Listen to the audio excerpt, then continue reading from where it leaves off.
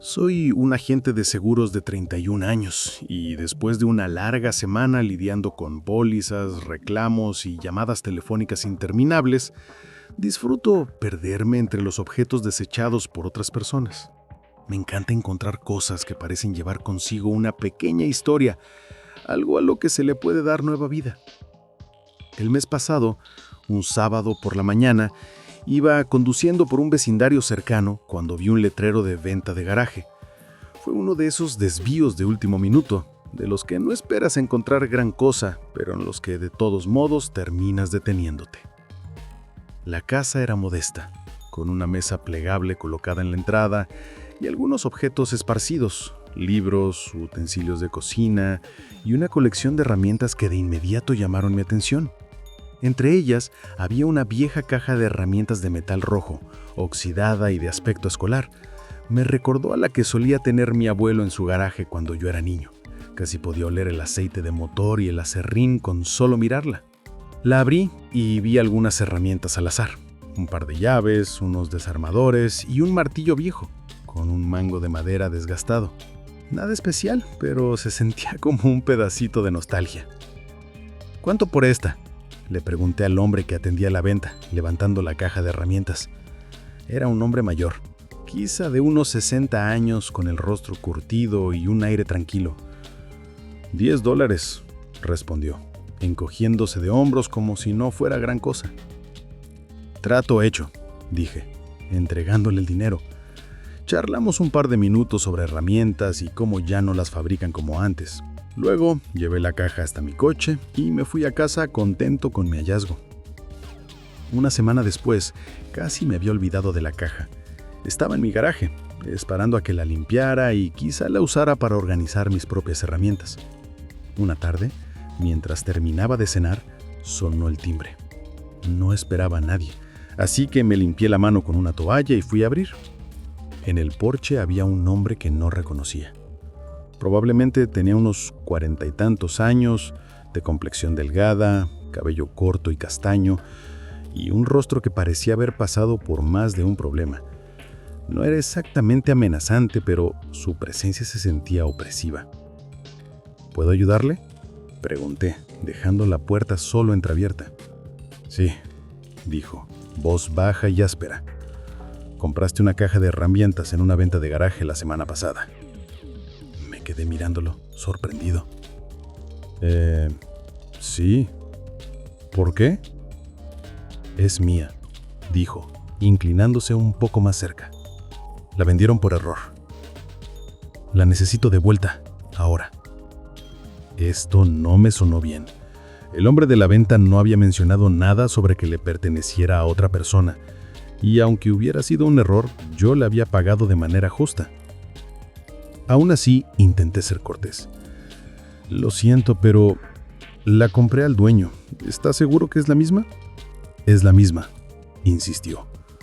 Mira, no quiero problemas. Solo necesito que me devuelvas mi caja de herramientas. Me contuve un segundo, convencido de que había algo más detrás de lo que decía. Lo siento, respondí nuevamente, con más firmeza. La compré legalmente. Si hay un problema, quizá debería hablar con el hombre que la vendió. Me observó durante un largo momento, luego asintió bruscamente. Está bien, dijo, dándose la vuelta para marcharse. Pero volveré. Y cumplió su palabra. Regresó 2 días después. Estaba viendo televisión cuando sonó el timbre otra vez. Esta vez no respondí de inmediato. Miré por la mirilla y lo vi ahí, con un aspecto más agitado que antes. ¡Hey! Golpeó más fuerte y gritó. Sé que estás ahí dentro. Solo dame la caja de herramientas y te dejaré en paz. No respondí. Algo en su tono me hizo sentir incómodo, como si no fuera solo un tipo que quería recuperar su propiedad. Después de unos minutos, se rindió y se fue. Pero no fue antes de caminar de un lado a otro mi porche como un animal enjaulado. Las visitas continuaron durante los siguientes días, cada una más intensa que la anterior. Aparecía a distintas horas, temprano, tarde en la noche, y golpeaba la puerta gritando por la caja de herramientas. Una vez escuché que intentó girar la perilla de la puerta y el estómago se me hundió al darme cuenta de que no la había cerrado con llave. Rápidamente la aseguré y llamé a un amigo. «Amigo, ese tipo está desquiciado. Necesitas llamar a la policía». Yo dudaba. Técnicamente aún no había hecho nada ilegal y no quería escalar la situación. Pero cuando volvió una semana después e intentó forzar la entrada, supe que no podía dejarlo pasar. Tenía que enfrentar el asunto. Era tarde, alrededor de las 10 de la noche, y yo estaba en la cocina limpiando cuando escuché los golpes en la puerta. Esta vez no eran simples golpes. Era el sonido de alguien tratando de empujar la puerta para abrirla. «¡Abre la puerta! Sé que estás ahí dentro». Mi corazón se aceleró mientras tomaba mi teléfono y marcaba el 911. Mientras esperaba a la operadora, agarré un cuchillo de cocina, con las manos temblando. «Estoy llamando a la policía», grité a través de la puerta. «Tienes que irte». Por un momento hubo silencio, y entonces lo escuché murmurar algo por lo bajo antes de retirarse. Me quedé en la línea con la operadora hasta que llegó la policía, explicándole todo al oficial que vino a mi puerta. «¿Conoce a este sujeto?» «No», respondí. «Pero ha estado viniendo durante la última semana diciendo que la caja de herramientas que compré le pertenece». El oficial asintió. «Haremos un reporte y estaremos atentos. Si regresa, no dudes en llamarnos».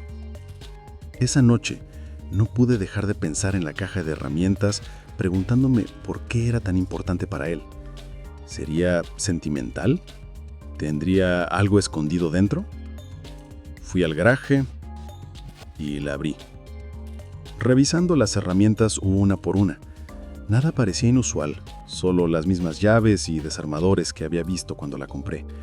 Pero entonces noté algo extraño. El fondo de la caja tenía un panel falso. Lo levanté con un desarmador y me quedé paralizado, sin aliento, por lo que estaba escondido debajo.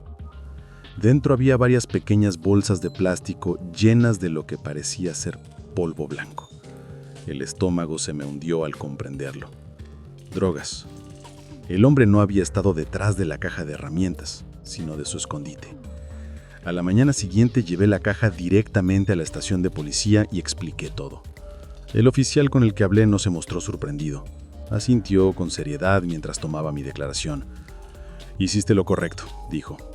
«Investigaremos, pero te recomendaría que tengas mucho cuidado durante las próximas semanas.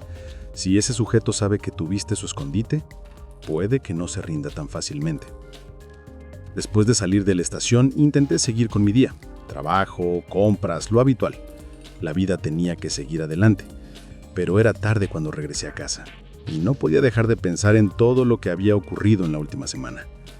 El oficial con el que hablé había sido directo. Dar vuelta a la caja de herramientas y revisar su contenido fue lo correcto, pero el hombre podría no dejar las cosas tan fácilmente. Prometieron investigar, pero las últimas palabras del oficial se me quedaron. «Ten cuidado». Al entrar en mi entrada, algo se sintió mal de inmediato. La luz del porche, que siempre dejaba encendida, estaba apagada, dejando la fachada de mi casa en una oscuridad inquietante. Tomé el teléfono del asiento del pasajero y salí del coche, escaneando el área. Entonces lo vi. La puerta principal estaba totalmente abierta, la cerradura hecha añicos y colgando floja en el frame. Un cosquilleo de adrenalina me recorrió mientras me quedé paralizado midiendo la amplia puerta entreabierta. Por un momento debatí con llamar a la policía otra vez. Pero la urgencia por saber qué estaba pasando en mi propia casa era más fuerte. Marqué al 911, mantuve al operador en la línea y entré con cautela. La escena era un caos. La sala parecía como si un tornado hubiera arrasado con todo. Los cojines tirados del sofá, estantes vacíos y papeles esparcidos por todas partes. Mi corazón latía fuerte mientras avanzaba hacia el interior. La cocina estaba peor. Todas las puertas de los armarios abiertas, platos hechos pedazos en el suelo y hasta el contenido del refrigerador volcado sobre la encimera. Al girar por el pasillo hacia los dormitorios, escuché el inescuchable sonido de pasos apresurados. Mi pulso se aceleró y me pegué a la pared, esforzándome por escuchar. La puerta trasera se cerró de golpe y alcancé a ver a dos hombres corriendo hacia el patio trasero, desapareciendo entre las sombras más allá de mi cerca. Quise salir persiguiéndolos, gritar, hacer algo, pero el miedo me dejó paralizada en el sitio. Esperé un momento para asegurarme de que realmente se habían ido antes de seguir inspeccionando los daños. Mi dormitorio estaba completamente destrozado. Los armarios abiertos de par en par, el matriz volcado, todos los cajones del tocador sacados y esparcidos en el suelo. No hacía falta ser detective para saber qué habían venido a buscar. La caja de herramientas. La policía ya la tenía, guardada de forma segura en un locker de evidencia. Pero esos hombres no lo sabían. Me habían estado observando, esperando que yo me fuera para irrumpir y recuperarla ellos mismos. La realización me heló la sangre. No eran simples ladrones menores, estaban desesperados, dispuestos a destrozar mi casa y arriesgarse a que los atraparan con tal de recuperar su escondite. Y ahora sabían que ya no estaba. La policía llegó poco tiempo después. Les expliqué lo que ocurrió y describí a los dos hombres lo mejor que pude, aunque no había visto bien sus rostros en la oscuridad. Los oficiales tomaron el reporte, revisaron la casa y me aseguraron que aumentarían las patrullas en la zona. ¿Cree que volverán?, pregunté, con la voz temblando a pesar de mis esfuerzos por mantener la calma. Es posible, admitió uno de los oficiales. Pero ahora que saben que la caja no está aquí, quizá se vayan a otra cosa. De cualquier modo, vigilaremos. Asegúrate de instalar cerraduras nuevas y considera añadir cámaras. En los días siguientes reemplacé las cerraduras, instalé un sistema de seguridad y me quedé en casa de un amigo mientras intentaba procesar todo. La sensación de violación era abrumadora. Mi hogar, mi espacio seguro había sido invadido y era difícil quitarme la sensación de que todavía sentía que alguien me estaba observando. Aún hoy me descubro mirando por encima del hombro cada vez que llego a casa, buscando autos desconocidos o figuras merodeando cerca. La policía no me ha dado ninguna actualización sobre su investigación y no sé si alguna vez atraparon al hombre de la venta de garaje o a sus cómplices. Por suerte, nunca regresó. No sé si lo atraparon o si decidió que el riesgo no valía la pena. De cualquier modo, yo quedé atrapado en un estado constante de paranoia, siempre revisando detrás de mí, afuera. Mirando hacia atrás, me doy cuenta de lo ingenuo que fui al pensar que una venta de garaje podía ser tan inofensiva. Lo que empezó como una compra por nostalgia, terminó convirtiéndose en una de las experiencias más aterradoras de mi vida.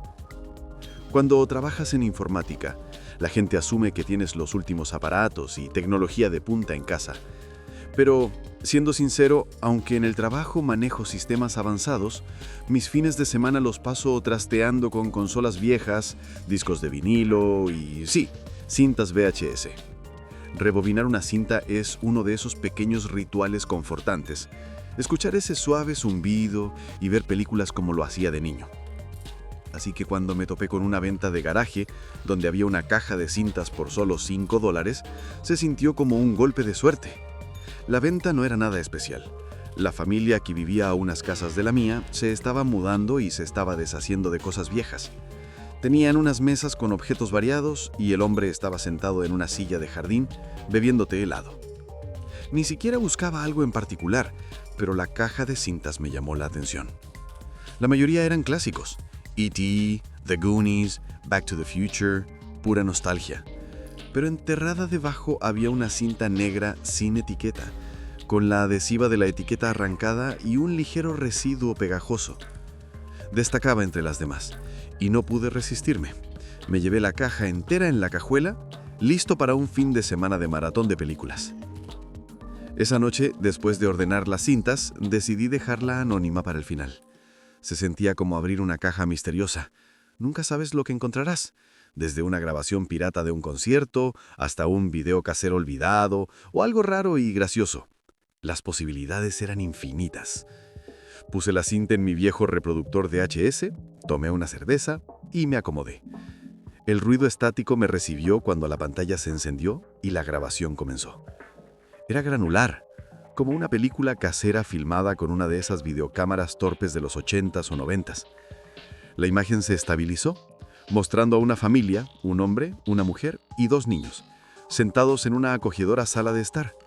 Reían, hablaban y compartían un tazón de palomitas. El sonido estaba amortiguado, pero parecía un momento familiar cualquiera. Al principio no le di importancia, solo un video casero al azar. Pero mientras seguía mirando, algo en la escena me inquietaba. El acomodo de los muebles, el papel tapiz, todo se veía familiar.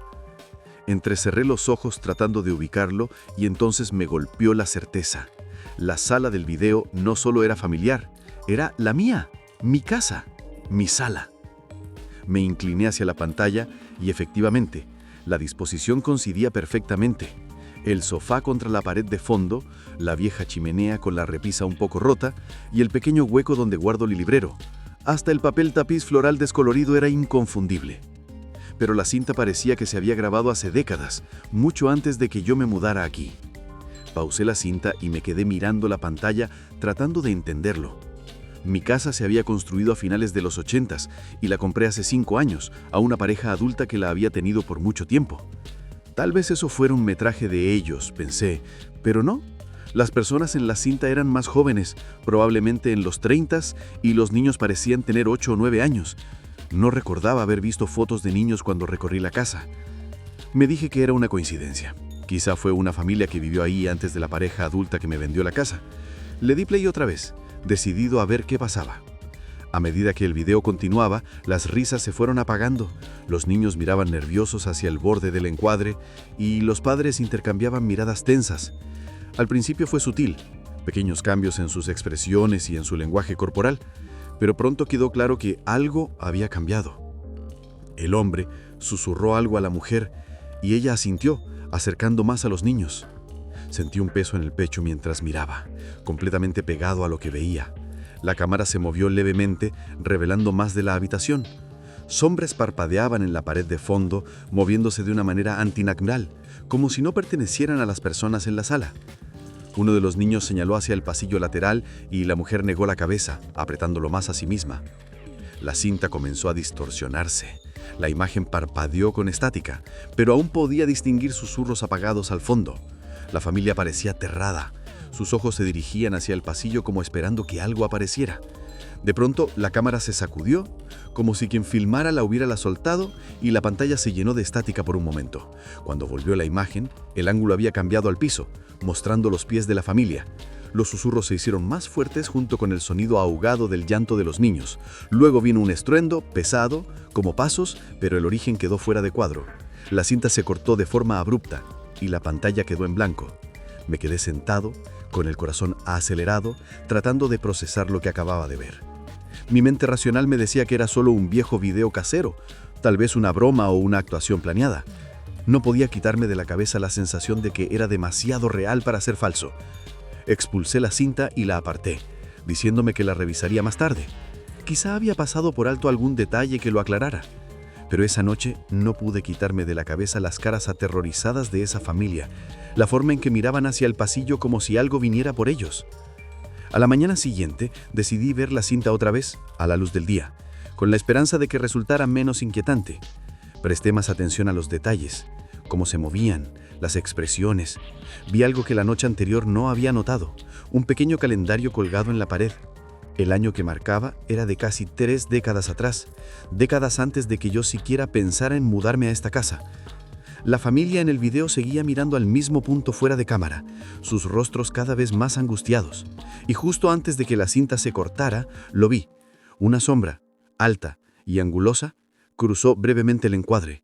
No era como ninguna sombra que había visto antes, era más bien la ausencia misma de luz. Susurraba a lo lejos. La familia se acurrucaba junta, moviendo la boca como si gritaran aunque no se escuchaba ningún sonido. Y luego la pantalla se puso en negro.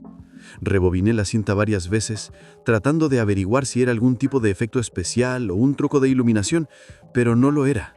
Cuanto más la veía, más me parecía que era algo real. No podía dejarlo pasar. Le pregunté a un vecino que había vivido en la calle durante décadas si recordaba a la familia que vivía ahí antes de la pareja adulta que me vendió la casa. Dudó, claramente incómodo, antes de finalmente decir: «No me gusta hablar de eso. Se fueron de repente. Algo en esa casa no le Cuando sentaba pregunté bien». qué quería decir, solo sacudió la cabeza. Por lo que vi, abandonaron la mayoría de sus cosas, como si tuvieran mucha prisa. La casa estuvo cerrada como 3 años antes de que los últimos dueños la compraran. Dejé de hacer preguntas después de eso. La cinta volvió a la caja y la caja al ático. No le he tocado desde entonces. De vez en cuando, sin embargo, me sorprendo preguntándome qué les pasó realmente. Sea lo que sea que ocurrió ahí antes de que yo llegara, solo espero que permanezca en el pasado. Pero a veces, cuando la casa está en silencio, juro que escucho un leve murmullo, igual que en la cinta. Las ventas de garaje siempre han sido una especie de terapia para mí. Hay algo extrañamente satisfactorio en rebuscar entre objetos viejos, encontrar esa joya escondida y imaginar la historia detrás de ella. Esperaba con ansias esos fines de semana. Me daban un respiro de la intensidad de mi trabajo, una oportunidad de relajarme y tal vez encontrar 1 o 2 tesoros para mi hogar. Un sábado mañana tomé mi café, subí al auto y conduje hasta un vecindario cercano que estaba organizando una venta comunitaria. Las calles estaban llenas de gente, mesas plegables repletas de todo, desde libros polvorientos hasta baratijas vintage. Aparqué cerca de un callejón sin salida tranquilo, donde una venta solitaria estaba montada bajo un enorme oble. El señal me llamó la atención. Antigüedades y hallazgos vintage. Me acerqué sin prisa, hojeando la colección. Había cámaras antiguas, juegos de cubiertas ornamentados, incluso una máquina de escribir antigua. Pero lo que atrapó mi mirada fue un espejo alto apoyado contra la pared de la casa. Su marco era dorado, con tallas de enredaderas y flores, aunque mostraba señales de uso. El vidrio estaba ligeramente deformado, dándole ese antiguo encanto que me atrapó al instante. Me lo imaginé colgando en mi sala, atrapando la luz de la tarde. Mientras estudiaba el espejo, el vendedor, un hombre de unos 50 y tantos, se acercó. Era delgado, con cabello entrecano y unos penetrantes ojos azules. Admirando el espejo, preguntó, con voz calmada, aunque con un matiz que no logré descifrar. «Es hermoso», respondí, pasando mis dedos por el marco. «¿Cuánto cuesta?» Él dudó, apoyando la mano de manera protectora en el borde del espejo. «Es especial. Ha estado en mi familia por generaciones. ¿Estás seguro que es lo que buscas?» Su reticencia me tomó por sorpresa. La mayoría de los vendedores que había conocido estaban ansiosos por vender, pero él parecía casi posesivo. «Seguro», dije sonriendo. «Se vería perfecto en mi sala». Me miró un momento, luego suspiró. «Está bien, pero es pesado. Deja que...» Me ofreció llevarlo hasta mi casa. No era ninguna molestia. Su insistencia me dio mala espina. Podría haber cabido el espejo en mi auto sin problema, pero no quise ser grosero. Sabiendo que era mejor, pero haciéndolo de todas formas. Acepté y le di mi dirección. Un par de horas más tarde, su vieja camioneta pick-up se detuvo en mi entrada. Salí a recibirlo con la intención de ayudar a cargar el espejo, pero él me hizo un gesto de que no era necesario. «Yo me encargo», dijo, descargándolo con cuidado y entrando para colocarlo. Lo apoyó contra la pared de la sala y se quedó atrás como si admirara su obra. «Se ve bien aquí», dijo, con un tono casi reverente. «Cuídalo». «Gracias», le respondí, pero se quedó más tiempo, con la mirada recorriendo la habitación. Sentí que era una intromisión, como si memorizara cada detalle. Finalmente se fue y cerré con llave la puerta, sintiendo una extraña sensación de alivio. Esa noche me senté en el sofá a contemplar el espejo en su nuevo lugar. Era tan impresionante como lo había imaginado. Su marco dorado atrapaba el brillo de la lámpara. Pero, conforme avanzó la noche, me invadió una leve inquietud. Me dije que era mi imaginación desbocada y me fui a la cama. A la mañana siguiente, al salir a sacar el correo, noté que un coche estaba estacionado al otro lado de la calle. Un sedán azul viejo, con las ventanas polarizadas. No le di mayor importancia hasta esa tarde, cuando aún seguía ahí. Miré de reojo, pero no pude ver quién estaba dentro. Lo dejé pasar, volví a entrar. Esa noche, al correr las cortinas, vi que el sedán seguía estacionado. Esta vez pude distinguir la silueta de un hombre tras el volante. Se me apretó el pecho cuando reconocí al vendedor de la venta de garaje. ¿Por qué estaría parado frente a mi casa? Tal vez viviera cerca, tal vez visitara a alguien, pero con el paso de los días, el sedán se convirtió en una presencia constante, aparcado horas y horas en el mismo lugar. Al cuarto día ya no podía ignorarlo. Esa tarde, mientras preparaba la cena, lo vi aparcar más cerca, esta vez en la acera frente a mi casa. Sentí que el pecho se me apretaba al ver al hombre sentado en el asiento del conductor, mirando fijamente hacia mi casa. Decidí enfrentarlo. Salí al porche con el corazón a punto de salirme. Al cruzar el jardín y llegar a la banqueta, el hombre arrancó el coche y se marchó. Me quedé parado un momento, las manos temblando. ¿Estaría exagerando? Tal vez tenía una razón inocente para estar ahí. Esa noche no pude dormir. Cualquier ruido en la casa me sobresaltaba y el espejo, antes una pieza hermosa, ahora me provocaba escalofríos. Lo metí al garaje y lo cubrí con una sábana vieja. A la noche siguiente, mientras estaba en la sala, los faros llenaron el patio frontal. Asomé por la cortina y vi el sedán estacionado en mi entrada. Me faltó el aire al ver al hombre bajar del coche y empezar a caminar hacia la casa. Entré en pánico, agarré el teléfono y marqué a 911 en voz baja, explicándole a la operadora la situación mientras cerraba puertas y ventanas con llave. El hombre caminaba de un lado para otro por la acera, mirando de vez en cuando hacia las ventanas. No intentó entrar, pero su sola presencia me heló. En minutos se oyeron las sirenas, el hombre saltó nuevamente al coche y se marchó a toda velocidad, desapareciendo en la noche. Cuando llegó la policía le describí al sujeto, di la matrícula del coche y expliqué todo lo que ocurrido. El oficial me aseguró que patrullaría en la zona e intentarían localizarlo. El hombre nunca volvió, pero yo nunca he podido olvidarlo. No podía dejar de sentir paranoia, revisando cada cerradura y mirando por encima del hombro constantemente. Eventualmente subí el espejo de nuevo a la sala, con la esperanza de que verlo a la luz del día me ayudara a recuperar algo de normalidad, pero aún ahora no siento que realmente sea mío. Hay algo en él, una pesadez, como si de algún modo todavía le perteneciera a él. No he decidido si lo voy a quedarme o venderlo. Por ahora simplemente está ahí, un recordatorio silencioso de lo fácil que algo aparentemente inofensivo puede dejar su sombra. Hasta el día de hoy, no sé cuáles eran sus intenciones. ¿Era solo un hombre excéntrico que se obsesionó conmigo o había algo más oscuro en juego? Todo lo que sé es que dejé de ir a las ventas de garaje y cada vez que veo un coche estacionado demasiado tiempo afuera de mi casa, siento una punzada de pánico. A veces, las cosas que traemos a nuestras vidas vienen con más de lo que barganeamos. Siempre me han gustado los muebles vintage. El desgaste, los pequeños defectos, todo eso les da una historia única. En cuanto vi esa mecedora antigua en la venta de garaje, supe que no podía dejarla pasar. Tenía un encanto que solo los muebles viejos poseen. La madera oscura estaba cargada con delicadas enredaderas y hojas, y aunque el asiento tenía algunas marcas, se veía resistente. Ya me la imaginaba en la sala, junto a la ventana. ¿Cuánto por la silla?, pregunté, pasando la mano por el reposabrazos. La mujer que atendía la venta apenas me miró y murmuró, $20. Era una ganga, pero su tono me llamó la atención. Parecía con ganas de deshacerse de ella.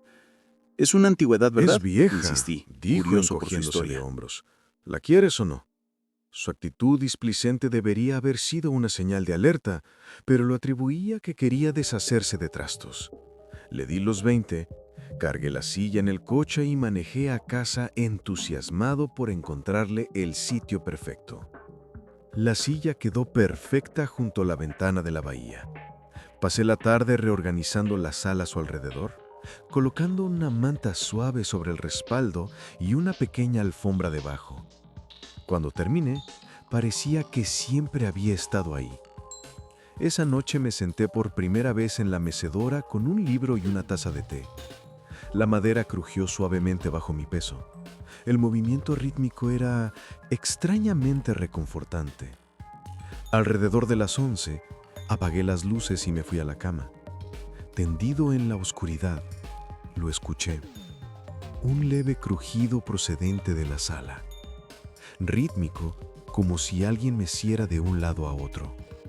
Me incorporé y escuché. El sonido continuó unos momentos antes de cesar. Es la madera asentándose, me dije, aunque el corazón me latía con fuerza. Me volví a intentar dormir, pero el sonido se quedó conmigo. El crujido se convirtió en un ruido nocturno constante. El crujido se volvió una ocurrencia constante. A veces era leve, otras veces más fuerte, como si alguien empujara la silla con más fuerza. Empecé a evitar la sala por las noches, prefiriendo quedarme en mi habitación con la puerta cerrada. Una mañana, entré en la sala y me quedé helado. La silla estaba un poco fuera de lugar, orientada hacia la ventana. Quizá la moví sin querer, pensé, aunque sabía que no era cierto. Había tenido cuidado de no tocarla al aspirar el día anterior, y yo vivía solo. No había nadie más que pudiera haberla movido. La empujé de nuevo a su sitio y seguí con mi día, intentando convencerme de que no era nada. Pero la inquietud permanecía. Una noche decidí ponerla a prueba. Después de cenar, me senté en ella un rato, meciéndome suavemente, tratando de ver si había algo mecánico en el movimiento o el sonido. Nada parecía fuera de lo común. Antes de irme a dormir, puse un pequeño trozo de cinta debajo de una de las patas, marcando su posición. Si se movía otra vez, lo sabría con certeza. Me desperté alrededor de las 2 de la mañana, con el crujido más fuerte hasta entonces. Era violento, el sonido de la madera forzándose mientras la silla se balanceaba con fuerza. Me puse la bata y corrí a la sala. La silla se mecía furiosamente.